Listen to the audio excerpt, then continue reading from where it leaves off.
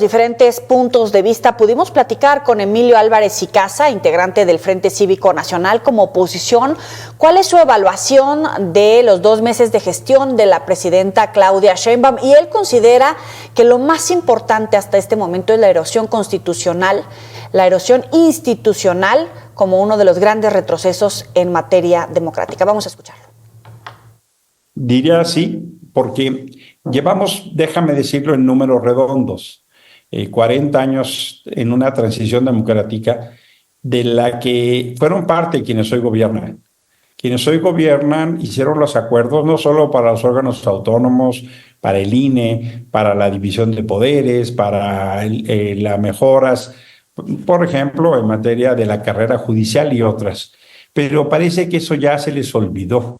Y ahora estamos regresando, en algunos casos, a momentos cercanos a los 60, pero más allá de eso, el regreso es en un brinco para atrás, donde hay una sola visión de país, donde no hay contrapesos, donde no hay divisiones y donde regresamos a la versión de que la Constitución es lo que se me pega la gana. Eso es romper no solo la Constitución del 17 y el acuerdo que teníamos de convivencia, sino una derrota ética esencialmente de la lógica de concentrar el poder, y por eso me parece tan peligroso la ruta autoritaria que hoy llevamos. Es interesante los datos que da en materia de combate a la inseguridad y la violencia. Hay que recordar que el periodo de gobierno del expresidente López Obrador terminaría, apenas concluyó noviembre, por eso hace esta sumatoria. Sin embargo, para él, en materia de combate a la inseguridad, de pacificar a México, la presidenta saldría reprobada. Escuchemos. Mira, es probablemente uno de los temas que más nos preocupa. Van más de 4 meses de una especie de guerra civil en Culiacán y no vemos que el gobierno federal y el gobierno estatal intervengan en la debida proporción para proteger a la población. Estamos viendo escenarios muy semana a semana de ataques en restaurantes, en discotecas, masacres. Esta semana, el fin de semana, vimos lo que pasó en Jojutla.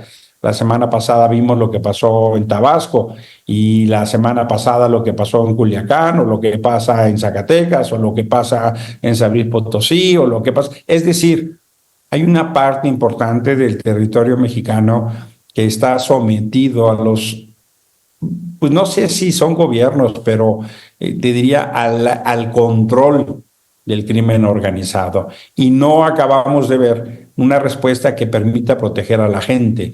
Hemos escuchado cómo ahora, y reproduciendo algo que venía de años pasados, ponen el control del precio del limón, del aguacate. En algunos lugares, por ejemplo, el Estado de México, como incluso le dicen a la gente dónde comprar, qué comprar y con quién comprar. Eso ha pasado también en otros lugares como Guerrero o Michoacán. Y la verdad de las cosas es que no vemos todavía una política que dé señales de separarse de lo que se permitió en la administración anterior. Me parece incluso que ha llegado hasta el fenómeno de las carreteras. Hay muchas familias que tienen miedo de viajar. Ahora viene la temporada navideña y las conversaciones de la gente es cuándo nos vamos y qué ruta tomamos y a qué horas viajamos, y no paremos en tal lugar porque si paras a cargar gasolina o al baño te asaltan. Yo vengo de una familia, cuando mis hijas e hijos eran pequeños, viajábamos en una camioneta, echábamos almohadas y viajábamos a muchos lugares de los que antes yo iba. Ahora no me atrevería porque una parte importante de las carreteras están controladas por la delincuencia, muy infelizmente, Yoli.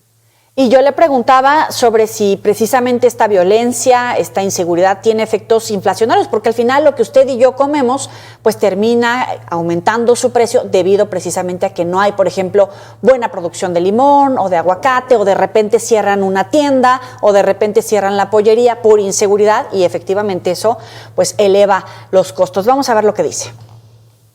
Venimos cargando la resaca de la pandemia. ¿Y por qué digo venimos cargando la resaca? Porque a diferencia de otros países de América Latina, ya no te digo de Estados Unidos o Europa, el gobierno mexicano decidió no apoyar con recursos a las empresas y cerraron múltiples empresas. Sí ha habido una importante transferencia a mucha gente por vía de los programas sociales, pero eso no está alcanzando. El problema de la inflación es cada vez mayor y estamos, hay que decirlo a la gente de Mega Noticias, con una economía que está colgada con alfileres. Quien tiene edad podrá acordarse de lo que pasó cuando fue el cambio entre Salinas y Zedillo, el error de diciembre, porque no se manejaron bien las variables macroeconómicas. Estamos en un escenario, si bien no igual, parecido. ¿Y eso qué quiere decir? Que hay otra vez un peso muy importante de la deuda mexicana. Del presupuesto que se está presentando, el más grande en números absolutos en la historia, más de 9 billones de pesos, 1.3 billones son solo para pagar intereses de la deuda. ¿Y eso por qué pasó? Porque el gobierno anterior contrajo la mayor deuda de nuestra historia. Los primeros 4 años tuvieron un manejo muy responsable, pero los últimos 2, ya que venían las elecciones, ya que urgía acabar el Tren Maya, ya que urgía acabar la refinería, ya que urgía acabar el aeropuerto, gastaron sin límite. Y resulta entonces que hay ahora un fenómeno muy delicado donde estamos pidiendo para pagar. ¿Eso qué implica? Cuando más dinero necesitábamos para activar la economía mexicana, en 22 de 26 rubros va a haber un descuento, un recorte, una reducción del presupuesto. Con eso, lo que va a pasar es que la economía crece menos, con eso va a haber menos ingresos, con eso va a haber menos trabajo. El fenómeno del presupuesto, luego la gente lo ve lejano, pero al final del día, de ahí salen los recursos que regresan en educación, en salud, en seguridad o en promoción al trabajo. Lo que en realidad está sucediendo es que el dinero nos está alcanzando para menos y estamos como país teniendo que vivir de prestado. Bueno, eso es lo que dicen en la oposición. Sin embargo, si ustedes revisan varias de las encuestas, incluso usted mismo escuchó a Roy Campos, director de Consulta Mitofsky, la presidenta sale aprobada entre 6 y 7 de calificación, más o menos, poquito más, poquito menos en diferentes rubros como seguridad, que es principalmente donde recibe un castigo, pero tiene buena aprobación. ¿A qué se lo atribuye? Vamos a escuchar. Yo explico la evaluación positiva de Claudia Sheinbaum por 3 fenómenos.